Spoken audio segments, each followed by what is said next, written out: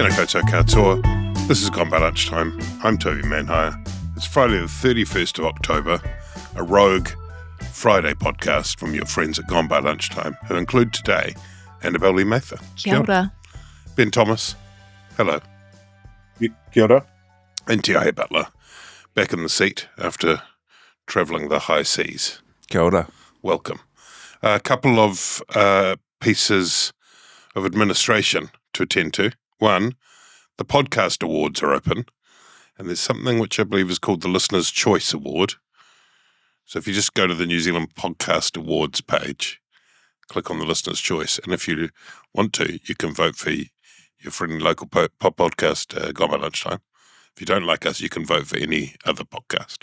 Except for, Oh, what? I don't know who's our enemies at We the don't have moment. any enemies. We always have enemies. We've seen them all off. They're all gone. Yeah, they're We've gone. destroyed We've them. vanquished all, them. all the other We New Zealand did political vanquish all podcasts, the- they can't endure outside election years. What's the one that it's got Bridget Morton and that's quite good. Oh, three gals, Three one gals. beehive. That's quite good. Never Yeah. heard of it. Yeah, No, I no, have. actually- I'm joking. Have a listen to that. I've heard full episodes played on Colin Peacock's Media Watch. Listen to it, but don't vote for it, obviously. Well. Vote for us. The other item I'd like to draw to your attention on the agenda is there is a new podcast coming out, the season 2 of Juggernaut, which is all about New Zealand politics in the 1990s. And there is a launch event, one night only, in Wellington at the Embassy on Thursday, the 13th of November. Spinoff.co.nz/events, probably, if you're interested in coming along to that. Should be a fun night. Have some Sounds guests, fun. have some chat, hark back to those glory days. Wish I'd been invited. Oh. And moving right along, the good news, I actually got an Oh. invite. I'm going to guess that what you did with is you didn't respond. Did you respond? No, I did. No, I Oh. RSVP'd. I was like, this is really like a reunion of everyone who wasn't invited to Annabelle's wedding. Oh. Okay, that's good. We'll bring that up. That'll be item 1 for the conversation of the night. Hey, good news. New Zealand's back on track. Phew. When you think about it, the last few days Mm. have seen the key elements in New Zealand being back on track, manifesting, and including, number 1, Labour announced a capital gains tax. That's part of New Zealand being back on track. That's Mhm. done. Number 2, the putative rival coalition got even chaosier.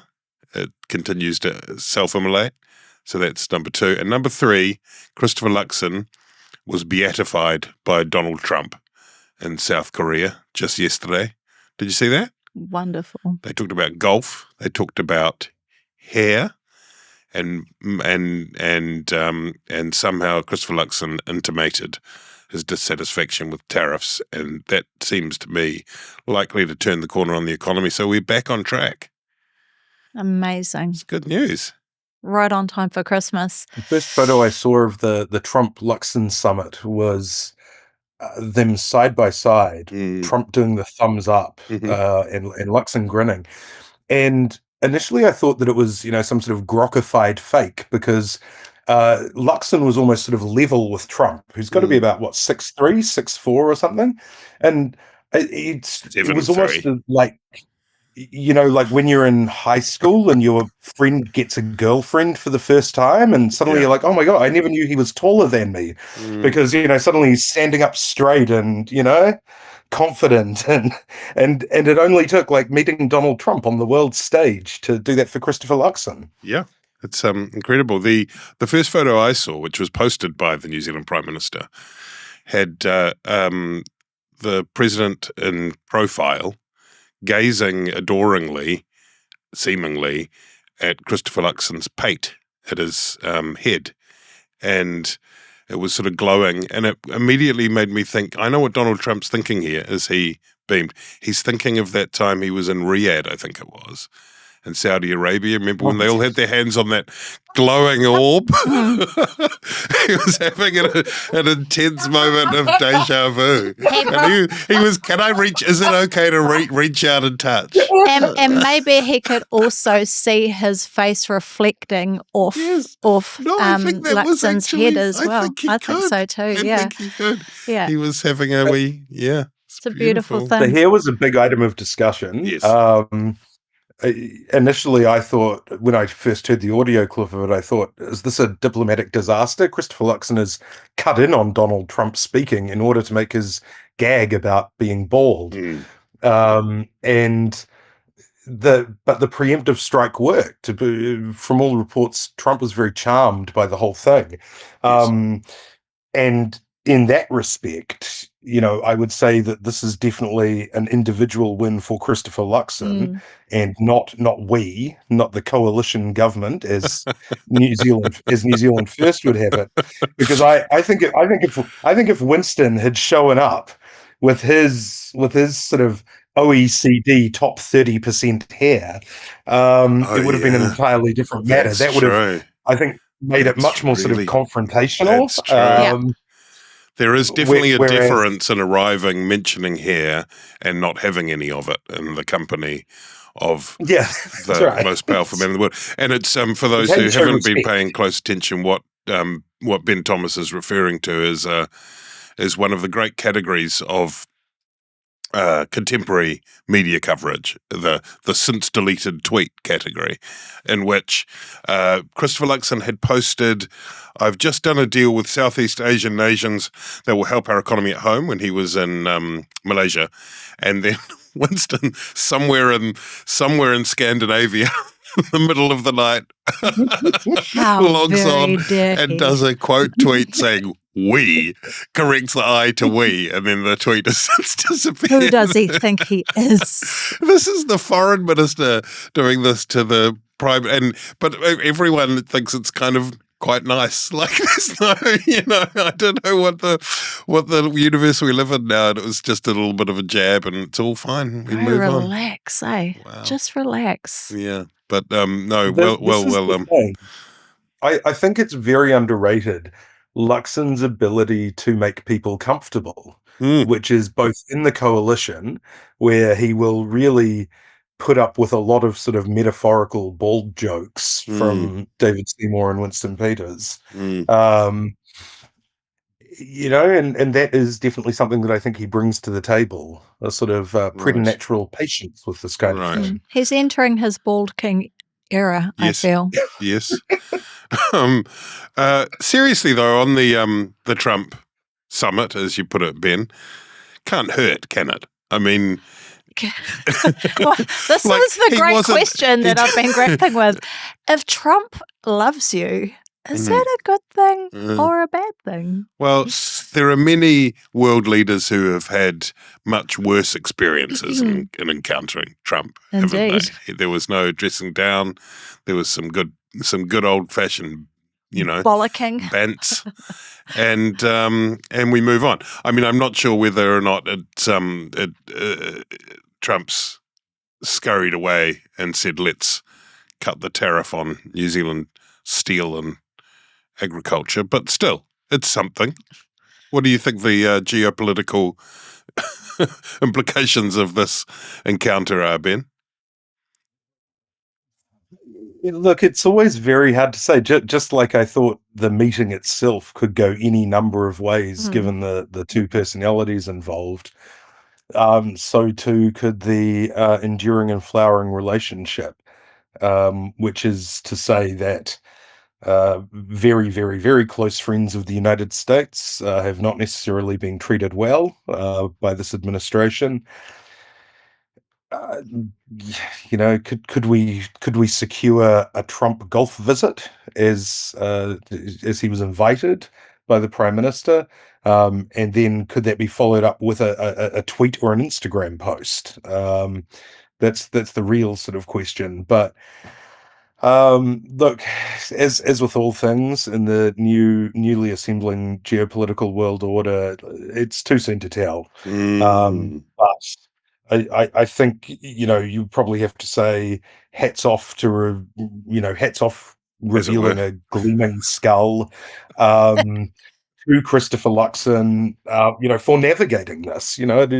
As you say, many a national leader has foundered on the rocks of a Trump interaction. So, getting out unscathed, I think, is certainly an achievement. I agree. And it'll be interesting to see if that, if anything amounts of it. I mean, perhaps we could go through a rebranding exercise and call ourselves New Zealand Argentina, Aotearoa Argentina, because they're very popular with the US at the moment, getting billions in aid and support. So we're Southern Hemisphere. I'm sure we could kind of fudge that one up. Yeah, we can rename a few Maunga or Cook Strait could be renamed. There is lots of We've got options. We don't have many planes to offer. We can't give them a plane. We don't have a state visit. Got a few good golf courses. We got to work with what we have. Well, I reckon we could probably secure a Chatham's air flight for them. Yeah. Give them one of those little friendship airplanes that go to. Now, in other exciting news, Labor announced slightly earlier than it had hoped to that it will be pursuing a version of a capital gains tax in its manifesto ahead of the next election, which is probably about a year away. And I mean, one of the difficulties with capital gains tax, of course, is what is it? How do you explain it? How do you define it? And Labor have come up with an answer to that, which is very simple. It's 3 free visits to the GP every year for everyone. That's what the component parts of a capital gains tax are, which is to say they announced this very targeted kind of what some people are calling capital gains tax light at the same time as announcing that they would spend the money raised, which they're saying I think is $700 million on average across the first 4 years, towards providing GP visits for free. Which is a bit of a sleight of hand, depending on where you're looking at it. I mean, it's a way to try and frame it up in a positive way, much as all parties, for the most part, do this. For example, the National Party, for the last election, if you remember, announced some rebates on childcare, which it was going to raise the money from decapitating consultants. So it was kind of they all go into the big pool of funds. What did you think, Annabelle? It's very much a tightly defined capital gains tax insofar as there are many, many, many things it excludes. It is not being presented as a change to the broad-based tax scheme. It excludes the family home. It excludes shares. It excludes farms. It excludes KiwiSaver. A whole lot of stuff. Already, we've seen many. There's a graveyard of Labor election campaigns past, from show me the monies to working groups to captain's calls, in which their representatives, leaders mostly, have struggled to do the detail.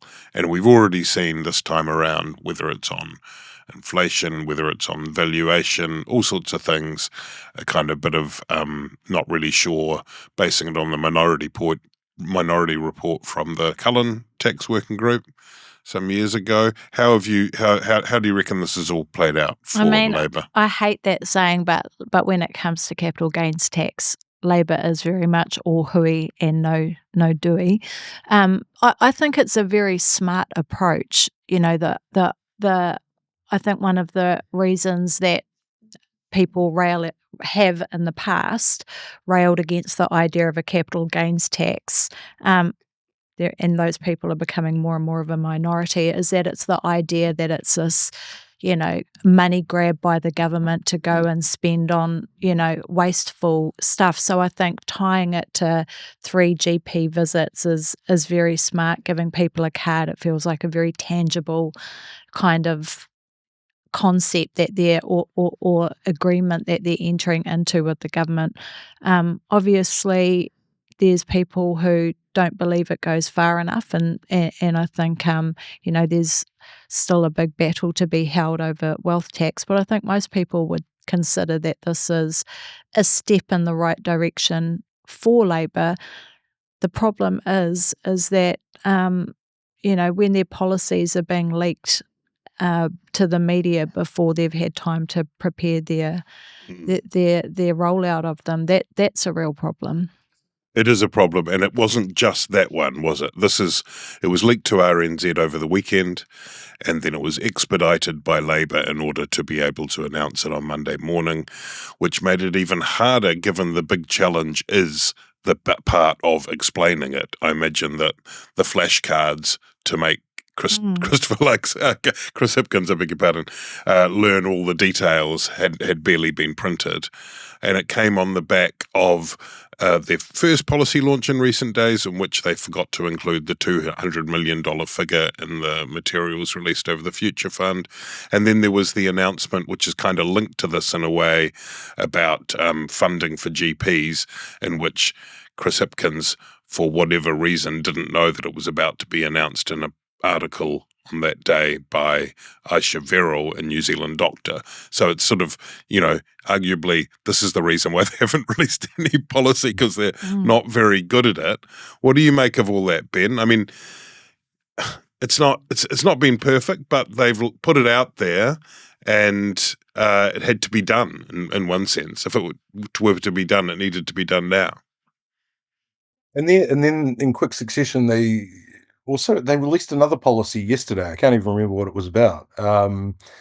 But the capital gains tax is such an interesting one, because generally if you have a sort of flagship policy that you're sort of basing your government's fiscal plan around, that kind of goes front and center. Whereas for the last 2 years, the debate has been about, can Labour survive the launch of its capital gains tax? Yeah. And it's almost been like sort of like, walking into the sea on the first day of summer, and sort of tentatively, not really wanting to hit that kind of event horizon.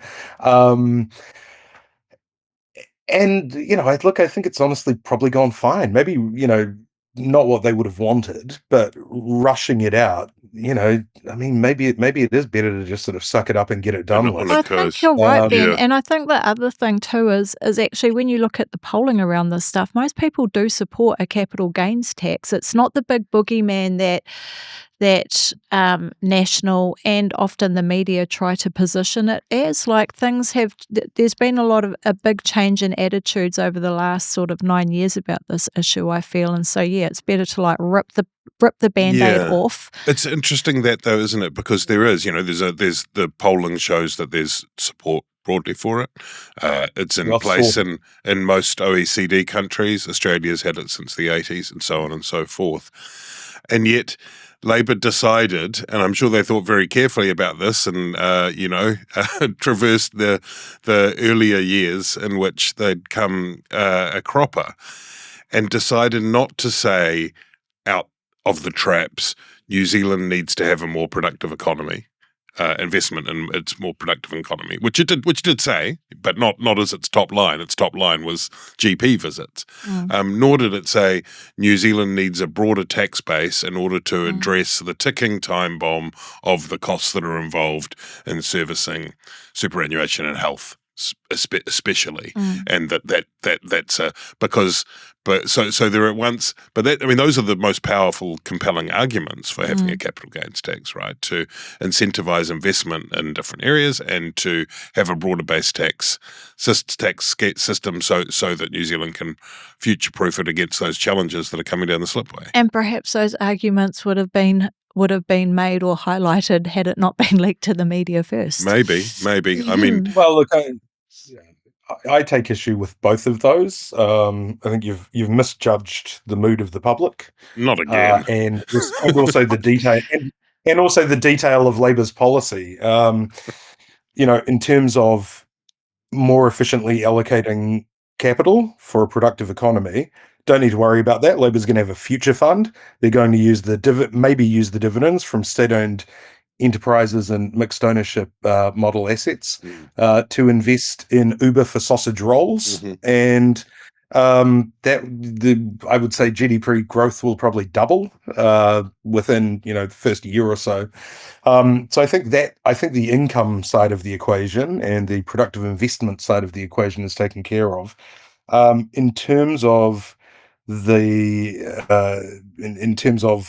broadening the base of the tax system, well, that sounds a lot like people paying more taxes and only getting the same things in return in terms of their superannuation and healthcare, which is not saleable. That's confronting the electorate with the reality that our current state service provision is unsustainable at the level of taxation or the level of spending that we have now. And I think the electorate has repeatedly rejected that kind of doomsaying and bad news. Yes. No, thank you. And they would like, they would like something new. Yeah. In addition, if they, which is to say, according to the National Party, dairy owners are going to be paying this new capital gains tax. So, yes. I thought Barbara Edmonds was impressive. Yeah. In the presser. Yeah. I wonder if there is a leadership change, if perhaps she might end up becoming deputy. Becoming deputy, but only deputies. Are you stopping there? Do I get to decide? I don't know. Yeah. I thought Okay. I thought you were about to appoint her the leader. I'm my next question was going to be when. to all ideas. Yeah, okay. Send me your CV, everyone who's interested. I wonder how they're going. You remember they had advertised for the leader of the Opportunities Party? They advertised on Seek or something. Did you apply? Put him for you. Yeah, I thought you'd be great. What a beautiful endorsement. I saw in the Herald there were 600 applications for a part-time job at a mini golf course. Right. So one of them was probably my husband's. Yeah, and probably at least two of them were former top leaders. My 15-year-old son is looking for a summer job, so maybe he should apply for the Opportunities Party leadership, but only until school starts. Yeah, good call. And then he's got to hand it off. Okay, I'll make a note to that. We will continue to talk about these issues as we draw closer to election time. Meanwhile, the saga in Te Pāti Māori continues, with news reported by Wātea News that there had been a vote to suspend even Mariameno Kapa-Kingi at a council meeting, I think, or executive meeting, or I'm not sure exactly what the composition of the meeting was. And it looks, Annabelle, and then that's had a few knock-on effects, including Taku Te Wheres, who represents Te Tai Tonga. I think they didn't take part in the vote. And then Orini Kaipara, who's very newly elected, posted in support of Mariameno Kapa-Kingi. And so you've got, this is simplistic probably, but 3 of 6 MPs apparently on one side, at least 3, and ongoing suspicions, allegations that John Tamihere, the president of the party, is exerting control. You've got Eru Kapa-Kingi, son of Mariameno, saying that he will pursue legal action against the party. You've got the 2 co-leaders, since they did an interview with your show, Mata, pretty much going to ground or going to China or one or the other. Is this a schism? Is this a schism in Te Pāti Māori? What's going on? Feels schismy, doesn't it? It does feel a bit schismy. It feels like the reset isn't quite what most people would think of a reset to be. It doesn't feel Control-Alt-Delete. It feels like pick up the laptop and just smash the shit out of it on your desk. Yep. Yes. Yeah. Yeah. What's going on? I feel the vibes are off. The vibes have not been rectified. It's interesting. I see this morning Tahu News is reporting that the iwi leaders forum, who have been meeting at Hopu Hopu over the last few days, have essentially issued a please explain Right. to Te Pāti Māori. Yeah, I think they're not the only ones. And have basically called upon them to meet with the iwi leaders forum, Well, who are check very their inboxes concerned. after 10 p.m. Yeah, no, exactly. John Tamahiri will be John Tamahiri will be seeking an urgent application from the to the Waitangi Tribunal, saying that he's owed an explanation before iwi leaders who don't represent urban Māori. Exactly. So, according to this report by Tahu News, Rawiri Waititi has accepted the invitation. It doesn't say whether or not JT has, but it's interesting because the word from the iwi leaders forum is that they're concerned that these issues are distracting away from the issues that Māori face. Lots, that's all been talked about a lot recently. But what I find kind of interesting is that John Tamihiri has always had quite a contentious relationship with iwi because of the fisheries settlement, because he voted in support of foreshore and seabed, because now we have all of this controversy going on at a time when iwi are trying to hold on to their maka rights, which are being legislated away. So to be a fly on the wall in that hui, I think would be absolutely fascinating. But in terms of what's happening with the party, it's just hard to see how you can claw it back from here. I think, the movement that started was so much hope and promise just, 18 months ago, 2 years ago. It's hard to see how they can get that back on in 2026. It seemed, obviously, it appears impossible for Mariameno to be able to stay on board. So I think it's fair to say that Te Tai Tokerau will be out of play for Te Pāti Māori now.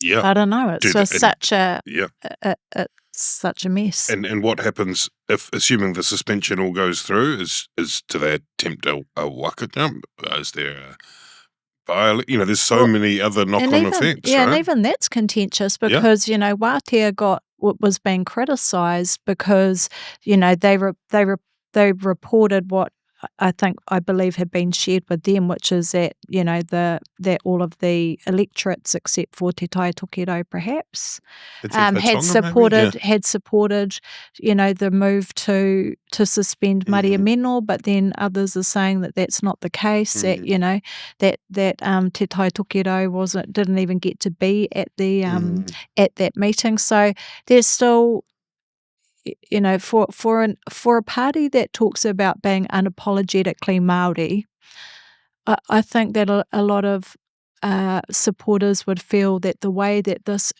these problems are being managed is not being managed in a very Māori way, and it's just spiralling further and further out of control. Well, yeah, look, I think something that's happening here is, I don't think it's any secret. John Tamahiri certainly sees himself as the sort of mastermind of Te Pāti Māori v 2.0. And this is not any slight against Tamahiri at all. But I think Tamahiri's version of the potential and possibilities of Māori electoral politics is quite different from a lot of the MPs and candidates who have been recruited. Tamahiri, I think, is very pragmatic. He's the guy who led those sort of the urban Māori sort of push to set up those urban Māori authorities, which are still very much sort of Tamahiri kind of vehicles. When treaty settlements were sort of being established, he created the sort of first the Waipareta Trust Empire, which done a huge amount of good in Auckland, and then that also became the sort of home base for whānau ora in the North Island, and he was the and so his kind of network was sort of in control of that. And I don't think it's any secret that, whenever you look at Te Pāti Māori and their policies, there's, all sorts of insane stuff like, wealth taxes on everybody with, 10% wealth taxes or something, and supporting the brave Russians against Ukraine on the basis of their indigeneity to Crimea or something like that. All sorts of sort of quite bananas stuff. But always through there, $1 billion for whānau ora, when JT was running that program.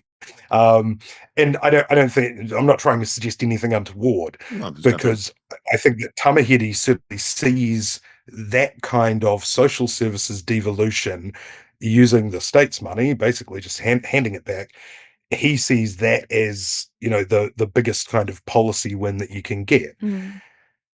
When you hear at least the public statements, the speeches, the social media posts of other members of that caucus, or the members of that caucus, it is, it's more constitutionalism. It's more, some of it's just sort of kind of airy-fairy, and some of it's, not really electoral at all. Those aren't necessarily in tension. You could have both of those things at the same time.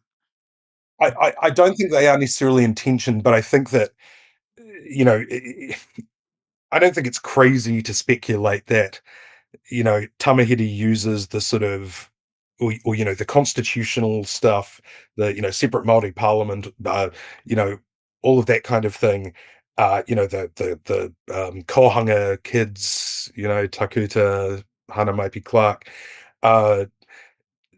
they probably actually ultimately have slightly different aspirations, or at least other aspirations from where Tamahiri sees it all headed. But I think he was very happy for that to be the kind of shop front, because that is the sort of thing that gets the followers on social media, gets the people out into the streets, etc., rather than the kind of administrative processes of transferring funding. And And I think there is a tension coming out of that, because, I think Tamahiri, I think he's got his eye on the sort of, the kind of what he would see as the primary goal, which is basically resource allocation. And again, this is entirely all legitimate stuff. I'm not trying to suggest anything shady at all. That's what politics is about. It's about resource allocation. There should be more devolution to, Māori service providers on the front line. That was something Christopher Luxon talked about a lot immediately prior to being sworn in as Prime Minister on the campaign trail.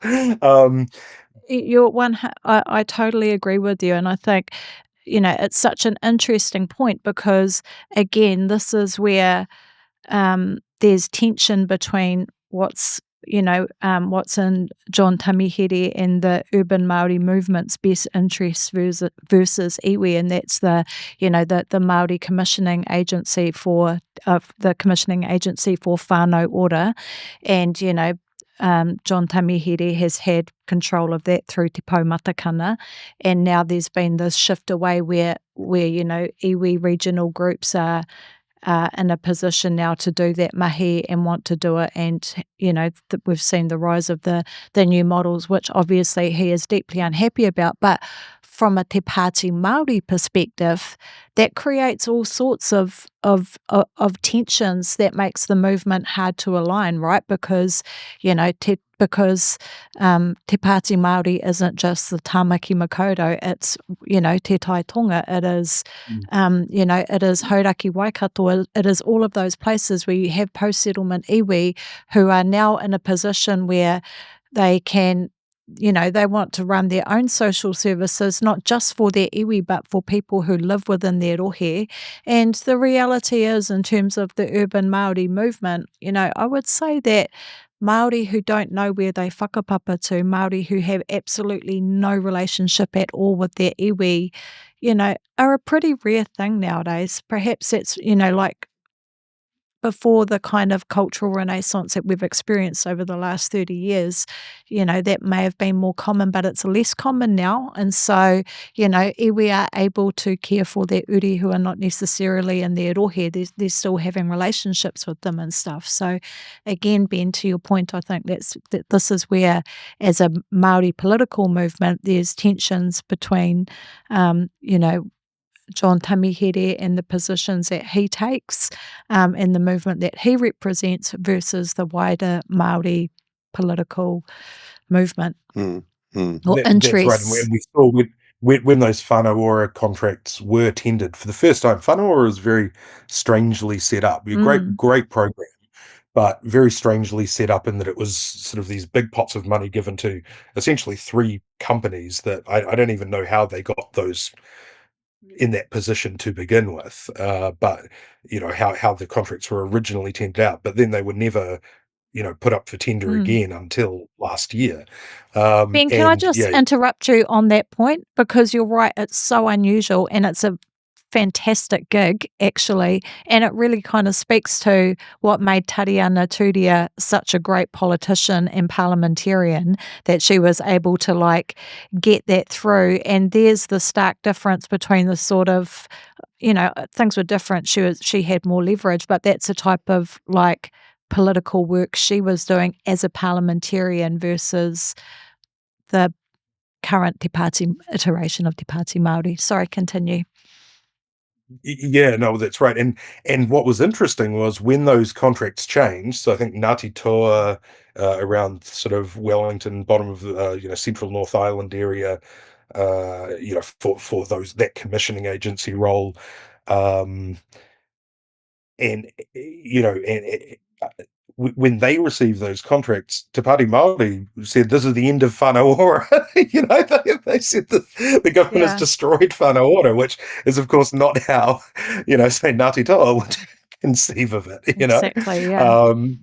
And that I think brought that sort of tension in their priorities sort of to the fore. And then there was a question to Orani Kaipera about actually does the demand does the policy for wildly increasing the amount of funding for whanaora still hold now that the whanaora contracts are no longer with Te Pōmatakana?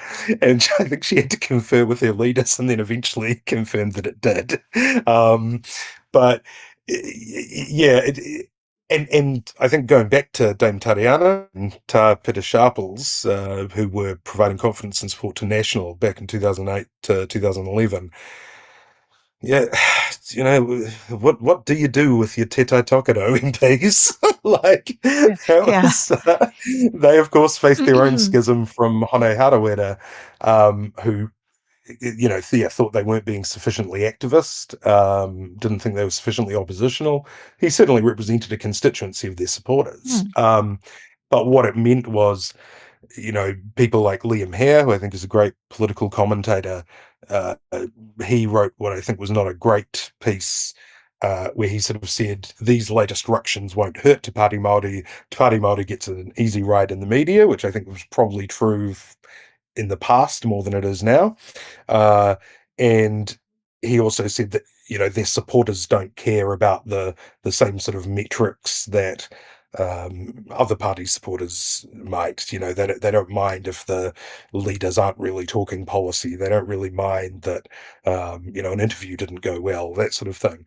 But when you get into a schism, which this is, whether it turns into 2 separate parties or not, you're definitely seeing a split and taking sides between different supporters of the parties, and that's just maths. There's only so many votes that Te Pāti Māori has, and if they get split more than one way, those margins in their electorates, apart from Waiariki and Te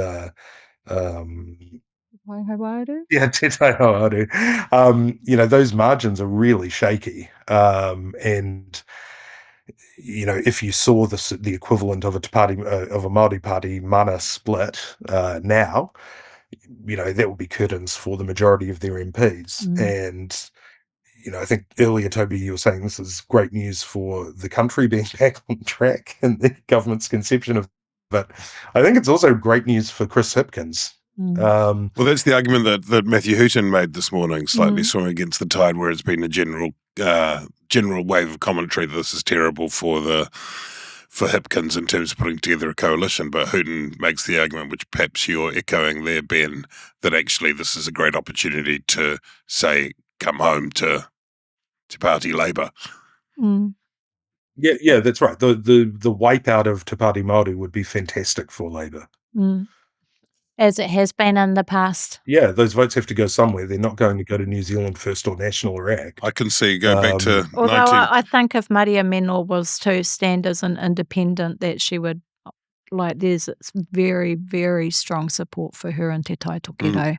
People are very upset. I doubt very much that she would get rolled, but you never know. It all depends on the candidate, doesn't it? Can I just say, if you want some interesting insights into what's happening in Te Pāti Māori, Jack McDonald did a fantastic piece in the Post. The Post, he's a right to column. Very, very insightful. He's worked former chief of staff for Te Pāti Māori. Very smart man. All right, thank you.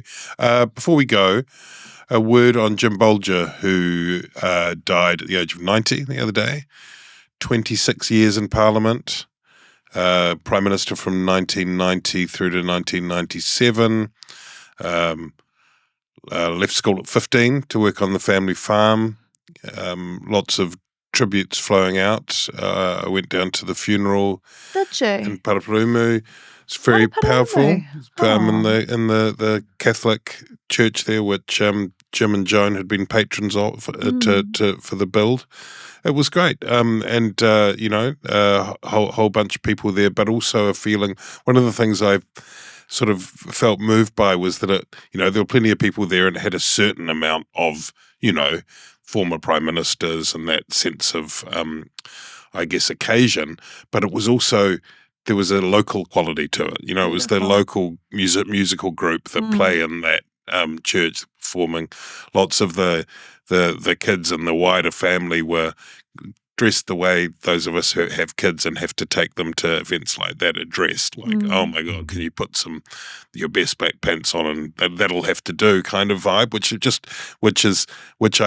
which warmed me, because I thought, and there are many, many countries in the world where someone who'd been the head of government for such a length of time, it would feel very pageant-like, and and it didn't quite have that. It had the best of both worlds, I thought.